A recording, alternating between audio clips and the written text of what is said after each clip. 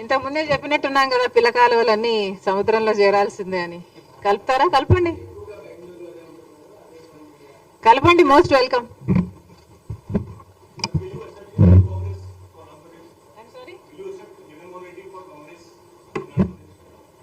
Congress party is an ocean. There are so many people in this ocean. Why not?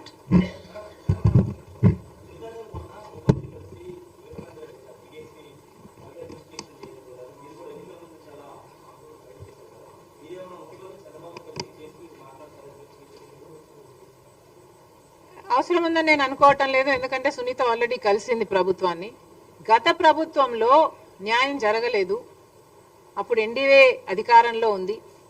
ఇప్పుడు మళ్ళీ అక్కడ NDA అధికారంలో ఉన్నా ఇక్కడ ప్రభుత్వం మారింది కాబట్టి న్యాయం జరుగుతుందేమో అన్నది సునీత ఆశ.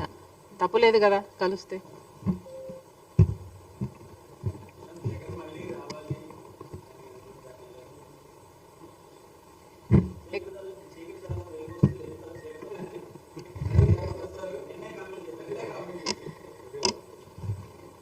ఎందుకు రావాలి?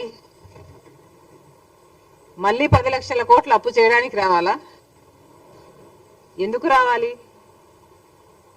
10 లక్షల కోట్ల రూపాయలు అప్పు చేయడం కాకుండా, రాష్ట్రాన్ని అప్పుల పాలు చేయడం కాకుండా, మీరేమో ఋషి కొండలు కొండలు కొరిగేసి ప్యాలెస్లు కట్టుకోవడానికి రావాలా? కనీసం రాజశేఖర్ రెడ్డి గారి జలయజ్ఞంలోని ప్రాజెక్టులు పూర్తి చేయకపోతే, కనీసం ఉన్న ప్రాజెక్టులలో మీరు మరమ్మతులు మెయింటెనెన్స్లు కూడా చేయకపోతే గేట్లు కూడా తేలుతున్నాయండి. మళ్ళీ ఆ దుస్థితి చూడ్డానికి రావాలా? ఎందుకు రావాలి? రాజశేఖర్ రెడ్డి గారు ఎంతగానో వ్యతిరేకించిన బీజేపీ పార్టీతో మీరు అక్రమ సంబంధం పెట్టుకుని ఆఖరికి మన అన్ని విభజన హామీలతో సహా, పోలవరంతో సహా, కడప స్టీల్ ఫ్యాక్టరీతో సహా మన విభజన హామీలు మొత్తం, ప్రత్యేక హోదా అన్ని తాకట్టు పెట్టడానికి మళ్ళీ మీరు రావాలా? దేనికి రావాలి? పూర్తి మద్యపాన నిషేధం అని చెప్పి మోసం చేయడానికి మళ్ళీ రావాలా? 3,000 కోట్లతో రైతులకి ధర స్థిరీకరణ నిధి అన్నారు ప్రతి సంవత్సరం.